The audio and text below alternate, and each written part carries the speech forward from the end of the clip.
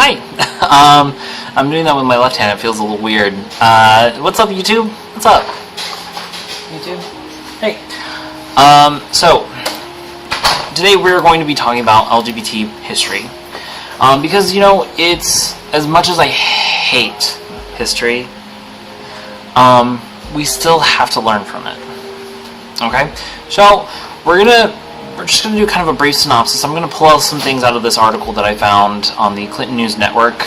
And yes, it is Clinton News Network because she controls that entire... I fucking hate her. So we're going to go ahead and go... It's going to start out with some bad things that happen to us. Some really bad things. But, you know, we'll get better. We'll get better. As Dan Savage said, it gets better. It gets better. So...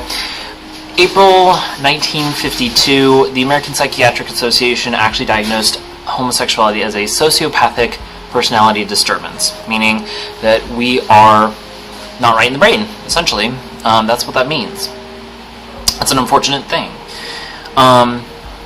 As well, in 1953, April, President Dwight D. Eisenhower signed an executive order that bans homosexuals from working in federal positions. It was an unfortunate time for us. It really was. Even though we've been here throughout history. I mean, well, we could go back to fucking Egypt. We can go back to Greece. We can go back to the Romans. We can go anywhere. But we've always been around. We've always been. In Native American culture, homosexuals are actually revered as having two spirits, both the man and the woman. So, in September of 1955, the first known lesbian rights organization in the United States formed in San Francisco. Daughters of Bilitis, DOB. Shout out to my DOB bitches. They hosted a private social function, fearing police raids, threats of violence, and discrimination in bars and clubs. It's understandable. The times have been bad for us. In 1969, the Los Angeles Advocate actually dismantled, and people who were left over and wanted to continue writing formed The Advocate, which is the longest running queer news magazine to date. It is the longest running. In 1970, the pink triangle became the symbol of gay pride. The reason being is that it was used by Hitler to denote who was homosexual. So Jews got their stars, homosexuals got their pink triangles. They were both burned. They were both burned.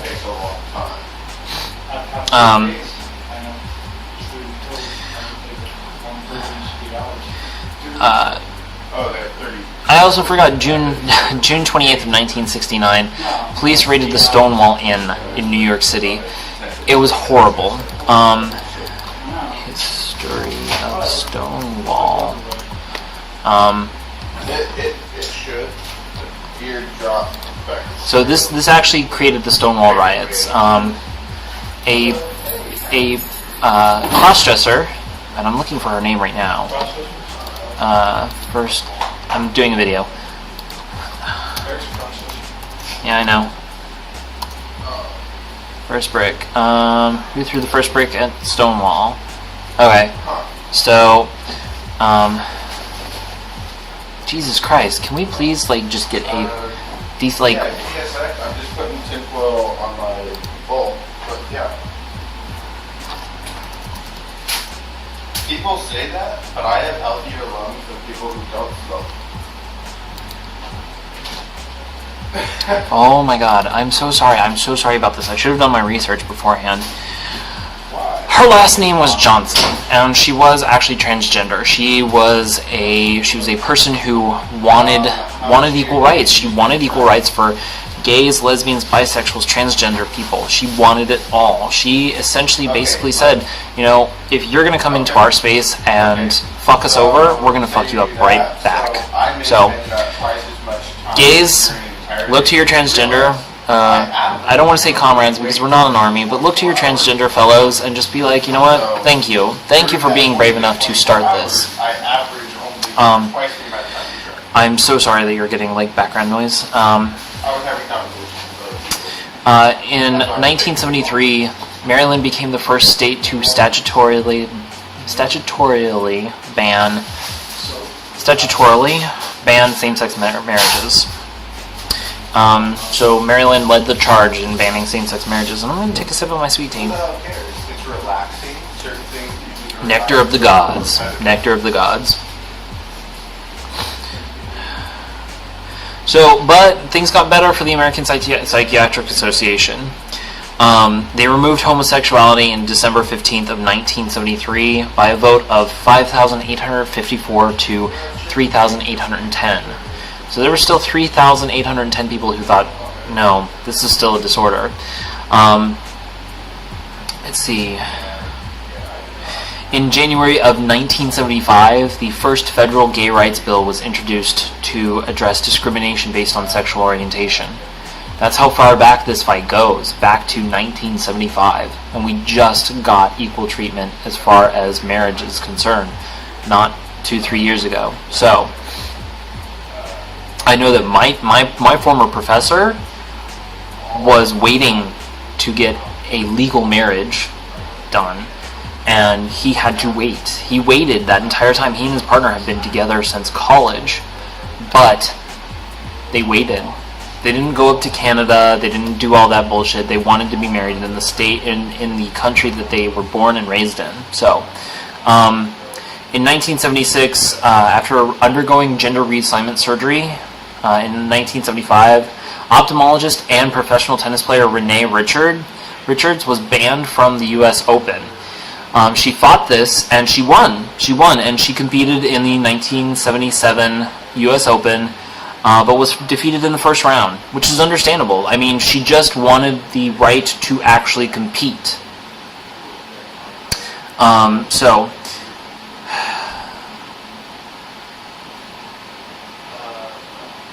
So we're going to go ahead and skip down here. So,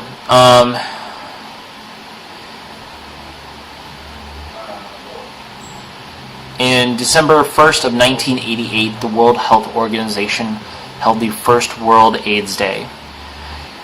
The virus had been rampant over the 1980s and was passed from man to man, man to woman, every which way, and it still affects us today. It affects me personally. It does, obviously. November 30th of 1993, President Bill Clinton signed a military policy directive that prohibited openly gay soldiers from being openly gay. They could choose to be gay when they weren't working, when they were not around, comrades, stuff like that.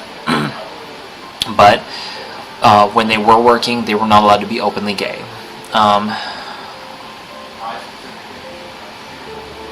In 1994, the movie Philadelphia, depicting a closeted gay man dying of AIDS, won 2 Academy Awards. That's one that I need to watch. In September 21st of 1996, President Bill Clinton signed the Defense of Marriage Act, banning federal recognition of same-sex marriage and defining marriage as a legal union between one man and one woman as husband and wife. We all know that that's wrong. We don't like the Clintons for that reason. I don't like the Clintons. I've never liked the Clintons. But, in April of 1997, comedian Ellen DeGeneres came out as a lesbian on the cover of Time magazine, stating, "Yup, I'm gay." And that sparked the movement in terms of media. Anybody who gets media attention, it sparked it. These people that were sitting there hiding in the closet, they decided, you know what? If she can do it, I can do it. I can do it. So,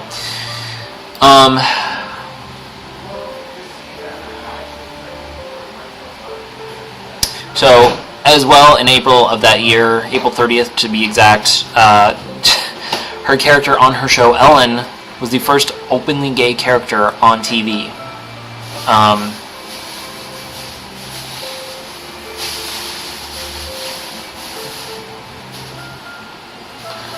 So, we're going to skip around to April 26th of 2000. Vermont became the first state to legalize civil unions between same-sex couples.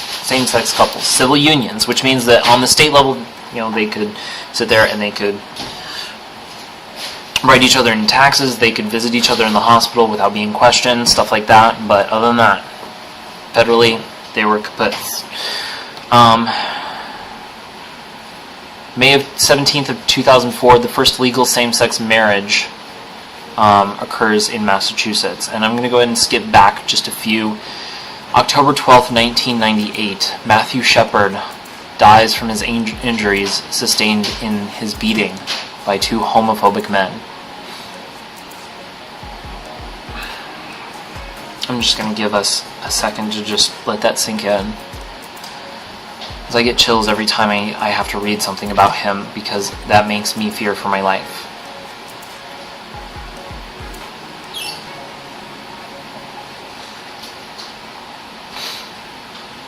Let's see.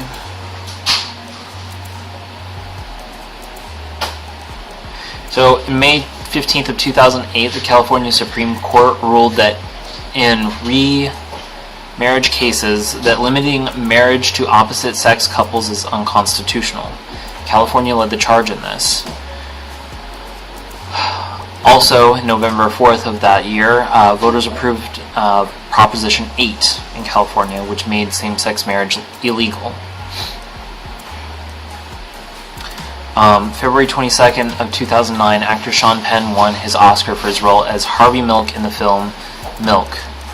The film also won the Best Original Screenplay. And again, these things give me chills because these are people who were there for us, who basically paved the way for current day gays, lesbians, bisexuals, and transgenders to be who they want to be.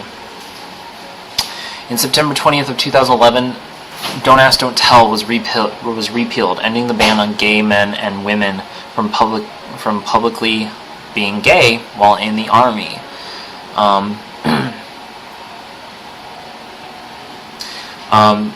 May 9th of 2012, Barack Obama was doing an ABC interview, and he was the first president to openly state that he publicly supports freedom for LGBT couples to marry.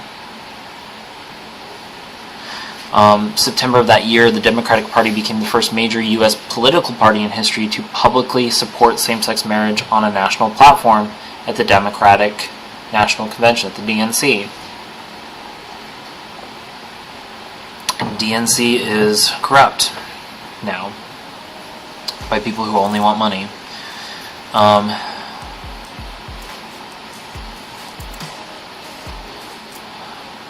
So, April 24th of 2015, so 2 years ago, televised interview with ABC, Bruce Jenner said, "Yes, for all intents and purposes, I'm a woman," and revealed that he is now going to be Caitlyn Jenner. She is going to be Caitlyn Jenner. April 28th of 2015, the U.S. Supreme Court heard oral arguments on the questions of freedom to marry in Kentucky, Tennessee, Ohio, and Michigan. The decision may bring a national resolution on the issue of same-sex marriage. June 26th of 2015, which is a day that will be lived forever. And I'm so happy that the state that I'm living in, their Pride Week is around that time. Their Pride Week is from June 24th to June 30th, and I can't wait because on the 26th it's going to be poppin'. It's gonna. I'm sorry. I need to stop with my slang. May 17th of 2016, the Senate confirmed Eric Fanning to be the Secretary of the Army. He's the first openly gay Secretary of the Army. We are here. We're in bold positions. We are here.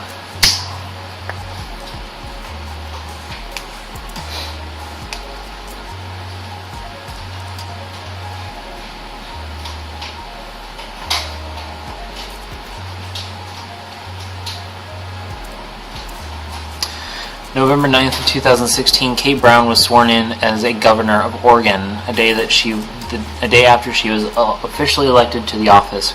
Brown became the highest-ranking LGBT person elected to office in the United States. So, what am I trying to get from this? I'm trying to make a statement that we've been here, that we've been queer, that people are starting to get used to us, but we still have a lot of fights to fight. What I'm also trying to say is that you, as a whole, as a gay person, as a lesbian person, as a bisexual person, as a transgender person, need to respect each other, and you need to respect your elders. There were people here who were fighting for us well before we were even conceived. So, show them the respect that they deserve. You know, if you meet one, shake their hand, say thank you, because quite frankly, I know that that's what I would do. I hope you all have a great rest of your night. I'm going to go play some video games, and I'll see you later.